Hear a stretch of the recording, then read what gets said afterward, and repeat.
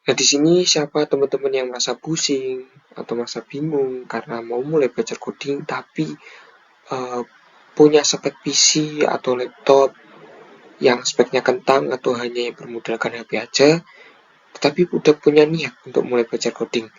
Nah, di sini uh, kalau teman-teman menemukan video gue, teman-teman sangat beruntung karena di episode kali ini gue akan bahas tentang Google Colab, khususnya untuk belajar pemrograman dasar Python. Nah, di sini gue juga udah susun beberapa agenda belajar yang akan gue bahas, ya kan, ada beberapa poin penting, yaitu yang pertama kita akan melakukan pengenalan dulu ke Google Colab. Setelah itu kita akan belajar bagaimana cara mengakses Google Colab.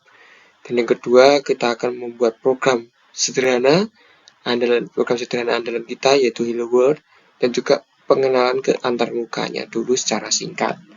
Nah, yang ketiga, kita akan belajar bagaimana cara menyimpan dan kolaborasi menggunakan Google Colab. Dan juga materi-materi pendukung lain pada episode kali ini. Nah, di sini sebelum mulai belajar apa aja yang perlu disiapkan dulu teman-teman. Jadi yang utamanya teman-teman bisa tetap pakai PC atau laptop atau HP teman-teman yang mungkin merasa terbatas atau hanya bermodalkan itu aja, itu tetap bisa dipakai asalkan tetap terhubung dengan koneksi internet, karena Google Colab ini adalah platform online ya teman-teman.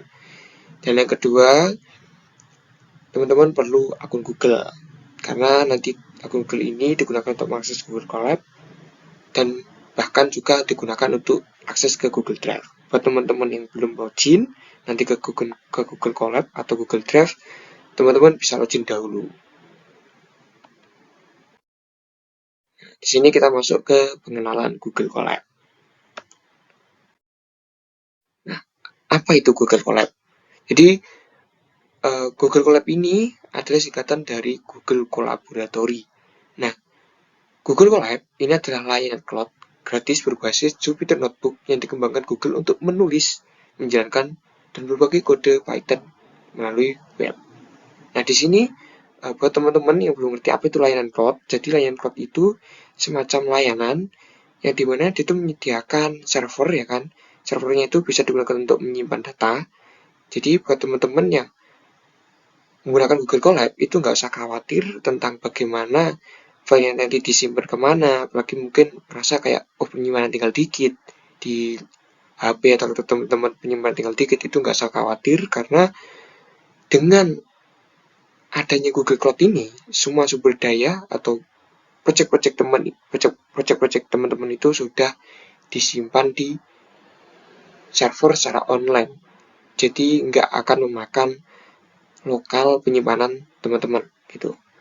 Dan di sini teman-teman bisa akses Google Colab-nya di collabwizardgoogle.com. Untuk linknya itu akan saya cantumkan di deskripsi. Nah, untuk Jupyter Notebook kita akan jelaskan sambil praktek. Sini mengapa memilih Google Colab? Nah, sini ada beberapa poin yang gue rangkum dari keuntungan dari menggunakan Google Colab. Pertama juga buat teman-teman yang baru mulai belajar, cocok sekali untuk menggunakan Google Colab. Yang pertama, itu tersedia versi gratis dan hanya perlu akun Google untuk mengakses. Jadi sebenarnya Google Colab ini ada dua versi, yaitu versi Pro dan juga versi gratis. Tapi karena hanya untuk belajar, versi gratis saja sudah cukup. Dan cara aksesnya mudah, hanya menggunakan akun Google saja untuk mengaksesnya. Yang kedua itu ringan dan tidak perlu install software berat karena dia berbasis cloud, jadi teman-teman nggak perlu install text editor apapun. Mungkin teman-teman pernah dengar kayak VS Code atau Sublime Text, terus text editor lainnya, itu teman-teman nggak perlu install seperti itu karena di Google Colab ini berjalan di atas browser. Nah, yang ketiga yaitu tidak perlu konfigurasi ribet. Nah, konfigurasi ini maksudnya apa? Konfigurasi itu maksudnya persiapan sebelum kita terjun ke codingnya, seperti itu. Jadi konfigurasinya seperti apa ya tadi, seperti text editor tadi dikonfigurasi agar sesuai dengan kenyamanan teman-teman itu tidak perlu di Google Colab. Dan yang kedua, kita perlu juga ketika manual itu perlu install yang namanya Python. Nah, itu teman-teman nggak perlu merasakan hal itu ketika menggunakan Google Colab. Yang keempat itu mendukung kolaborasi secara langsung dengan teman atau tim. Dan di sini adalah salah satu bagusnya Google Colab. Jadi kita itu bisa langsung bekerja sama dengan teman kita atau tim kita, tinggal nanti undang aja seperti teman-teman menggunakan Google Drive biasa. Nah, dan yang kelima itu proyek disimpan ke Google Drive atau GitHub. Di sini ada dua opsi ya, Google Drive sama GitHub. Tapi di sini agar lebih umum dan teman-teman enak ngikutinya, kita akan menggunakan Google Drive aja.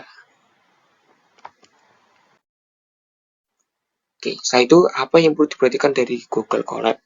Nah, walaupun Google Colab itu terlihat menarik ya, karena dia menawarkan banyak sekali keuntungan, tapi Google Colab ini juga ada yang perlu diperhatikan teman-teman. Yang pertama yaitu harus online dan perlu terhubung ke jaringan internet yang lancar. Ini sudah jelas, ya kan? Dan yang kedua, batasan waktu idle dan sesi. Jadi, apa ini waktu idle dan sesi? Jadi, waktu idle ini adalah waktu ketika teman-teman itu, ketika Google Colab, teman-teman itu nggak ngapa-ngapain. Jadi, teman-teman itu bener nggak ngetik kode, nggak scroll mouse atau nggak ngapa-ngapain. Jadi, bener-bener teman-teman tuh AFK aliasnya. Jadi, nggak pegang laptop sama sekali atau pegang HP sama sekali. Nah, itu akan masuk ke kondisi idle. Dan yang kedua, ada kondisi sesi. Nah, kondisi sesi ini kondisi di mana Google Colab-nya itu akan terhubung ke server Google Colab-nya, entah itu disconnect atau connected. Ketika waktu idle dan sesinya ini habis, nah maka proyek teman-teman yang belum disimpan itu bisa hilang. Karena semua perubahan itu masih disimpan di dalam sesi. Nah, seperti itu. Nah, makanya tipsnya ketika untuk mengatasi hal seperti batasan waktu idle dan sesi ini, kalau teman-teman nggak mau buka Google Colab-nya dalam waktu yang lama atau nggak ngapa-ngapain dalam Google Colab-nya, itu bisa ditutup, bisa diputuskan sesinya. Setelah itu untuk sesi itu ketika nggak dipakai itu juga bisa diputuskan runtime-nya.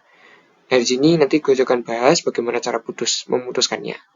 Dan yang ketiga itu kapasitas penyimpanan terbatas. Nah, di sini gue rasa buat teman-teman nggak perlu mengkhawatirkan ini karena untuk belajar doang saya rasa nggak sampai pakai resource yang lumayan gede ya, karena kita pasti akan menggunakan sumber daya yang sangat ringan ya, karena kita hanya belajar aja gitu. Oke, setelah itu kita akan masuk bagaimana ke cara akses dan buat proyek baru. Baik teman-teman, sebenarnya untuk akses Google Colab itu sangat mudah. Di sini gue mau ingetin dulu, gue pakai laptop dengan sistem operasi Windows. Buat teman-teman yang pakai laptop atau PC dengan sistem operasi lain seperti Linux atau macOS, atau bahkan mobile dengan Android atau iOS, teman-teman tetap bisa ngikutin dan bisa pakai Google Colab-nya karena basisnya adalah browser. Nah, maka dari itu karena basisnya browser, teman-teman bisa buka browser yang teman-teman sering pakai, entah itu Microsoft Edge, Firefox, Chrome atau Google atau apapun itu, teman-teman bisa buka. Lalu teman-teman ketikkan di search bar-nya yaitu Google Colab. Teman-teman search, habis itu pilih yang paling atas, Welcome to Colab Google. Di sini kalau kita sudah masuk ke Google Colab-nya, kita akan suka dengan antarmuka yang seperti ini. Nah, teman-teman gak usah khawatir karena habis ini gue akan jelasin tentang antarmuka dari Google Colab-nya. Nah, maka dari itu teman-teman bisa buat notebook baru. Nah, notebook baru ini ibaratnya adalah membuat project baru seperti itu. Dan dalam Google Colab namanya adalah notebook. Nah, nanti ada alasannya kenapa namanya notebook.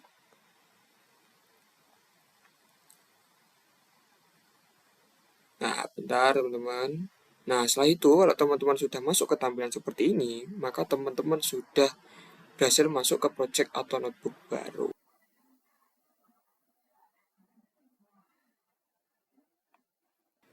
Baik teman-teman, ketika sudah masuk ke dalam notebooknya, di sini teman-teman mungkin bingung mengapa tampilannya seperti ini dan mungkin masih asing ya. Maka dari itu untuk pengenalan antar muka kita mulai dengan melihat pojok kiri atas. Di sini teman mungkin melihat ini apa ini untitled 1.ipynb. Nah, ini itu sebenarnya adalah nama file teman-teman. Jadi teman-teman bisa mengubah nama filenya mau disimpan seperti apa namanya. Nah, di sini di tempat gua namanya untitled 1. Teman-teman kalau mau ubah tinggal klik aja. Kita mau ubah belajar Google Colab seperti ini. Nah, di sini kenapa kok yang setelah tanda titik ini IPNB-nya tidak diganti? Nah, ini namanya ekstensi, teman-teman. Nah, ekstensi itu adalah sebuah jenis dari filenya yang kita edit ini. Nah, mengapa kok IPNB? Nah, ini ada hubungannya dengan Jupyter Notebook. Nah, IPNB ini singkatannya adalah Interactive Python Notebook. Nah, biar teman-teman makin paham, maka kita akan masuk ke jantung utama dari Google Colab ini, dari Jupyter Notebook ini ya, maksudnya dari Jupyter Notebook. Dan di sini kalau teman-teman lihat ada kotak di sini. Nah, di sini ketika teman-teman geser ke garis ini ada dua opsi, kode atau teks. Nah, untuk kode ini namanya code cell dan yang untuk teks ini namanya text cell. Nah, bedanya apa? Kita mulai dengan text cell dulu. Nah, text cell ini digunakan untuk membuat catatan. Misalnya catatan sederhana lah untuk teks biasa, bukan sebagai kode ya teman-teman. Misalnya seperti ini. Misalnya aku akan tulis catatan belajar tanggal berapa? Tanggal 14 bulan 6 2026 ya. Nah, di sini apa tadi? IPYNB misalnya. Ini catatan teman-teman bebas ya. Ini hanya contoh aja ya, interaktif Python notebook. Nah, saya itu fungsi dari code cell apa? Nah, teman-teman kalau mau menambah code tinggal menambah cell, teman-teman tinggal geser aja ke bawah lalu pilih code. Nah, sini langsung berubah ya. Untuk mengedit teman-teman tinggal pilih. Nah, dia akan otomatis buka seperti itu. Nah, setelah itu untuk edit yang bawahnya, nah code cell ini yang akan kita gunakan untuk mengetik baris-baris kode Python yang akan kita pelajari di video-video berikutnya. Nah, di sini gue akan tulis saja print ya. Nah, print ini digunakan untuk mencetak hasil ya, hello world gitu ya. Nah, kita tambahkan ke catatan. Kita tulis nih print untuk mencetak hasil. Nah, dari sini teman-teman bisa tahu kenapa dia kok bisa nyimpen catatan. Setelah itu di sini bisa menulis kode. Nah, ini yang dinamakan dengan Jupyter Notebook. Jadi di dalam Jupyter Notebook ini agak berbeda dengan text editor lainnya. Kalau teman-teman nanti mungkin untuk mengikuti series yang lain nanti ada kayak VS Code dan sebagainya, itu sangat berbeda ya untuk mekanisme dari text editornya. Nah, Jupyter Notebook ini keuntungannya adalah teman-teman bisa menulis dokumentasi di text cell seperti ini dan juga kode seperti ini. Nah, pengen tahu powerfulnya Jupyter Notebook seperti apa? Nah, kita bisa run. Di sini ada tombol play, kita run projectnya. Nah, di sini menghubungkan. Nah, ini dinamakan runtime teman-teman. Nah, di sini ketika sudah menghubungkan, artinya sesi dari Google Colab-nya itu aktif teman-teman. Nah, sini kalau udah ada RAM, disk jadi berarti aktif. Nah, maka di sini akan muncul hasilnya Hello World. Nah, ini powerfulnya dari Jupyter Notebook. Kita bisa langsung run projectnya, kita bisa tahu hasilnya. Nah, mau tahu juga, nah, nih, kita buat sel baru, kode baru. Nah, sel, halo, aku Bayu. Nah, di sini kita buat sel baru, kita ketikan kode baru, kita run juga. Nah, di sini akan muncul hasilnya juga. Nah, ini kenapa buat pemula sangat cocok, karena kita bisa langsung melihat hasilnya begitu. Nah, setelah itu bagaimana cara melihat sumber daya atau sesi yang udah berjalan di Google Colab ini? Teman-teman tinggal lihat aja di sini. RAM atau disk ini ya. Dan di sini akan ada tulisan seperti berarti tingkat penggunaan Anda saat ini runtime dapat berlangsung hingga 70 jam. Nah, ini namanya sesi, teman-teman. Di sini ditampilkan juga beberapa keterangan dari penyimpanan yang sudah teman-teman pakai. Nah, seperti ini. Nah, lalu bagaimana Bang cara menyimpan filenya? Oke, sebenarnya untuk platform yang sudah menyediakan layanan cloud itu sebenarnya udah ada fitur auto save-nya, teman-teman. Jadi seperti ini. Kalau di sini teman-teman lihat ada tanda bintang, di sini ada tanda awan. Nah, ini artinya kalau udah tanda awan ini centang, artinya proyek teman-teman itu sudah di save ke Google Drive, teman-teman. Jadi memang secara otomatis dia udah bawaannya auto save ya. Nah, lalu bagaimana cara berkolaborasi dengan Google Colab? Nah, cara berkolaborasi dengan Google Colab itu sebenarnya sangat mudah. Teman-teman kalau lihat di sini ada gambar orang, bagikan, itu teman-teman tinggal pencet aja. Nah, di sini kalau teman-teman udah familiar dengan Google Drive, maka teman-teman bakal nggak jauh beda lah, dan nggak mungkin akan bingung ketika ingin berbagi proyek dengan Google Colab. Nah, karena untuk menggunakan fitur kolaborasi dari Google Colab itu sebenarnya sama seperti di Google Drive. Jadi teman-teman bisa ekspor sendiri nanti.